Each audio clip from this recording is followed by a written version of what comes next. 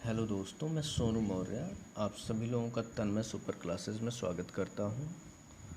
आज की टॉपिक है डिटर्मिनर्स और ये पार्ट 2 है, क्योंकि पार्ट ए में हम लोगों ने डेफिनेट आर्टिकल द का प्रयोग पढ़ा था। आज हम इस वीडियो में अ और एन, जो कि इनडेफिनिट आर्टिकल हैं, उनके बारे में पढ़ेंगे। तो जैसा कि मैंने बताया ही कि जो अ और एन हैं ये इनडेफिनिट आर्टिकल के अंतर्गत आते हैं। और सबसे पहले हम पढ़ेंगे use of indefinite article a. तो इस वीडियो में हम अ के प्रयोग को पढ़ेंगे। तो सबसे पहले हम शुरू करते हैं। रूल नंबर फर्स्ट है कि a is used before the words that begin with consonants and are countable. कहता है कि ऐसे वर्ड्स जो काउंटेबल हों, जिनका यानी जिनको काउंट किया जा सके, उन शब्दों से पहले हम आ का प्रयोग करेंगे। फॉर एग्ज़ाम्पल में हम देखेंगे a dog, a car, a boy, a girl, etc है। यहाँ पे देखेंगे हम जो डॉग वर्ड है ये भी कॉन्सोनेंट से शुरू है, डी से। कार सी से शुरू है, बॉय बी से शुरू है, और जो गर्ल है जी से शुरू है। यानी कि जितने भी वर्ड्स मिलेंगे हमें जो काउंटेबल हों और जो कॉन्सोनेंट से शुरू होंगे, उनसे पहले हम आर्टिकल अ का प्रयोग करेंगे। एग्ज़ाम्पल आप लोगों ने देख लिया, जैसे कि मैंने बताया ही, अ डॉग है, a car, a boy, a girl, a pen, a book, a garden, a pencil, और ढेर सारे एग्जाम्पल हम देख सकते हैं जो इससे रिलेट करते हैं। जैसे अ बुक हो गई, या टेबल हो गया, अ बेंच हो गया। ठीक है, तो ये सारे एग्जाम्पल्स सब इसी के अंतर्गत आते हैं। इनके साथ हम अ का प्रयोग करेंगे। आइए हम रूल नंबर सेकंड की बात करते हैं। A is used before the words which begin with vowels but sound like consonants. यहाँ पे बात हो रही है ऐसे वर्ड्स की जो वॉवेल से शुरू तो होते हैं, यानी उनमें दिखने में जो फर्स्ट लेटर उस वर्ड का होगा वो वॉवेल जैसा होगा। जैसे ए हो सकता है, ई हो सकता है, आई हो सकता है, ओ हो सकता है, यू हो सकता है। ठीक है, लेकिन उनका प्रोनंसिएशन, जब उस पूरे वर्ड को हम पढ़ेंगे तो प्रोनंसिएशन अगर कॉन्सोनेंट्स का आता है तो उनसे पहले भी हम अ का प्रयोग करेंगे। मुझे लगता है बात समझ में आ गई होगी कि यानी ऐसे वर्ड्स जो वोवेल से शुरू तो होते हैं, लेकिन उनका प्रोनंसिएशन, जो उच्चारण है उनका, जो ध्वनि है उनकी, अगर कॉन्सोनेंट्स की आती है, व्यंजन की आती है, अ आ ई, छोटा ऊ, बड़ा ऊ, ए, अगर ये ऐसे उच्चारण नहीं आते, अगर आता है क आता है, ख आता है, ग आता है, ऐसे अगर आते हैं तो उनके साथ भी हम अ का प्रयोग करेंगे। जैसे इनवर्स, जैसे हम देखते हैं यूनिवर्सिटी, यूनिफॉर्म, यूरोपियन, ये सारे वर्ड्स आप देख सकते हैं ऑलरेडी ये शुरू हो चुके हैं, ये शुरू हैं वोवेल से, लेकिन इनका प्रोनंसिएशन अगर हम देखेंगे तो अ यूनिवर्सिटी होता है, य आता है, य यूनिवर्सिटी। ठीक है, तो आप लोगों ने समझ लिया होगा कि ऐसे वर्ड्स के साथ हम क्या लगाएंगे, अ का प्रयोग करेंगे। ठीक है, रूल नंबर थर्ड यहाँ पे देखेंगे, अ is used before the countable nouns come after what, how in an exclamatory sentence. तो यहाँ पे बात की जा रही है ऐसे एक्सक्लामेटरी सेंटेंस की जो ऑलरेडी हम जानते हैं कि व्हाट से शुरू हो सकते हैं, हाउ से सेंटेंस शुरू होगा, या फिर अगर एक्सक्लामेटरी वर्ड्स हैं तो एक्सक्लामेटरी वर्ड्स से शुरू होंगे। तो ऐसे सेंटेंसेस में हम जब भी किसी नाउन का प्रयोग करेंगे जो कि काउंटेबल हो, तो उनसे पहले हमें याद रखना है कि अ का प्रयोग करना है। फॉर एग्ज़ाम्पल में हम देख सकते हैं what a building.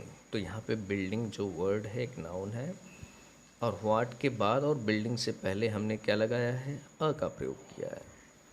Second example देखेंगे, how beautiful a flower is. तो यहाँ पे भी हमें बात ध्यान में रखनी है कि हमेशा नाउन से पहले, किससे पहले, नाउन से पहले अ का प्रयोग करना है। यहाँ पे देख सकते हैं फ्लावर से पहले अ का प्रयोग हुआ है।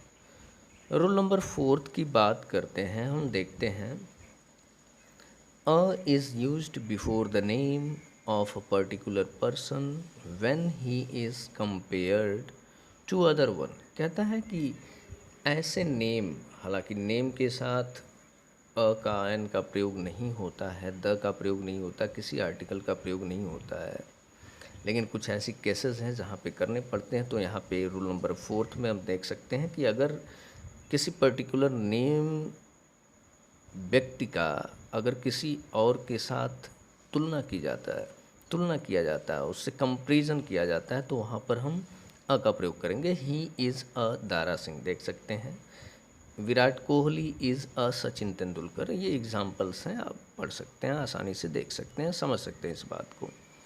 रूल नंबर 5 की बात करते हैं, a is used in the sense of पर। कभी कभी पर के संदर्भ में भी अ का प्रयोग किया जाता है। जैसे एग्जाम्पल अगर हम देखेंगे तो समझ में आएगा, ही अर्न्स 3000 अ मंथ, यानी कि वह पर मंथ कितने रुपए कमाता है, 3000 रुपये कमाता है।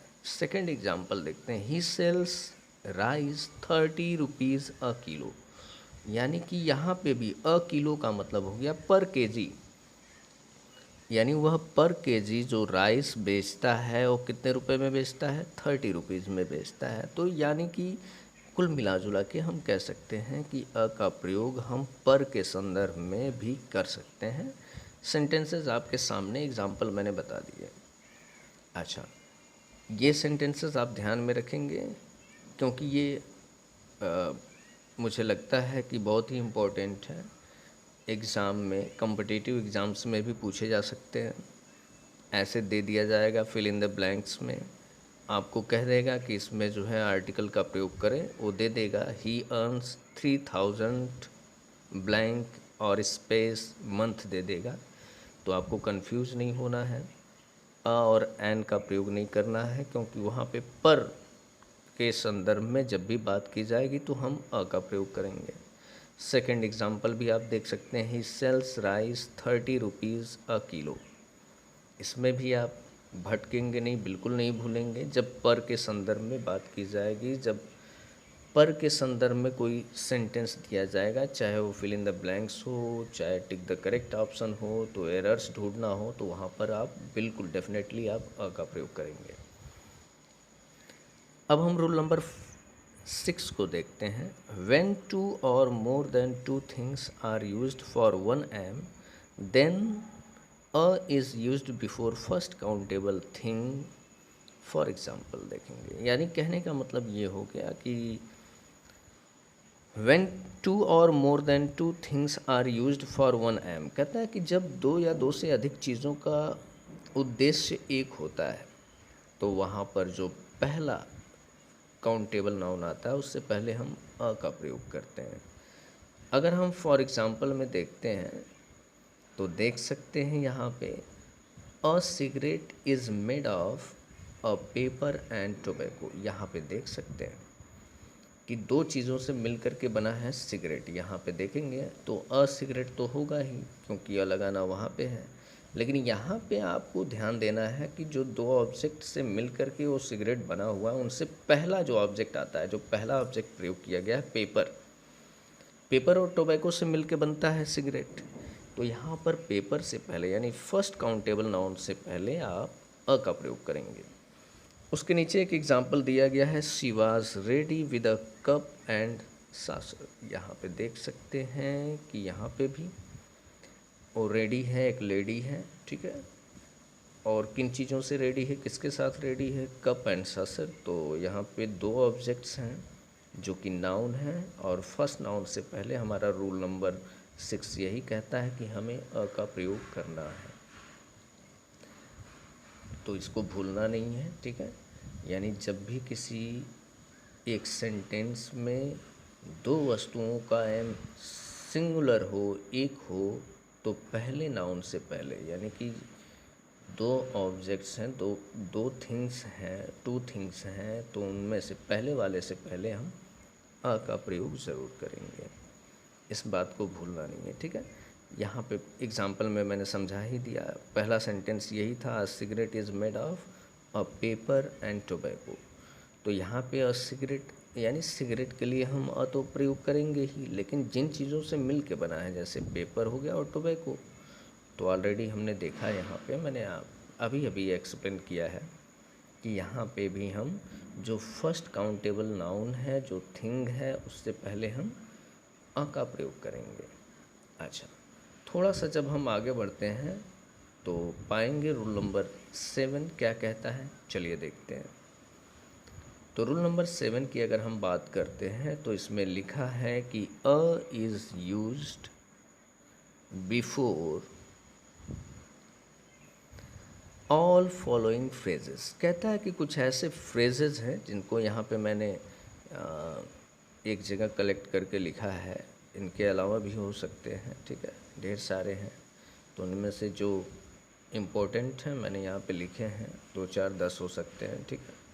इसको आप देखेंगे ध्यान से कि इनके साथ हमें अ का प्रयोग करना है किसी भी कंडीशन में अगर ये प्रयोग होते हैं तो। जैसे a number of, a large number of, a good deal of, a lot of, a couple of, all of a sudden, and a large scale, sorry, on a large scale, to be in a hurry, to be in a race, half a year, such a good money, etc. यानी कि ये phrases हमें ध्यान में रखने हैं जब भी किसी सेंटेंस में या तो फाइंड द एरर्स के बारे में बात की जाए, fill in the gap, fill in the blanks के बारे में बात की जाएगी, तो वहाँ पर हम इन फ्रेजेस के साथ अ का प्रयोग करेंगे। आइए देखते हैं rule number 8। A is used with following words. निम्नलिखित शब्दों के साथ हम अ का प्रयोग करते हैं। ये जेन्युइन एक फैक्ट है, ये ध्यान रखना है हमें। जैसे पीटी शब्द आता है तो उससे पहले अ का प्रयोग करेंगे। नॉइज़ आता है तो उससे पहले भी हम अ का प्रयोग करेंगे। नुइसेंस आता है तो भी हम अ का प्रयोग करेंगे। अ हेडक आता है तो यानी उससे पहले हमें अ का प्रयोग करना है। टेम्परेचर शब्द आता है तो उससे पहले भी हम अ का प्रयोग करेंगे। अ बैड कोल्ड यानी कि जब कभी भी ऐसे शब्द मिलते हैं तो हमें ध्यान रखना है कि अ का प्रयोग करना ही करना है।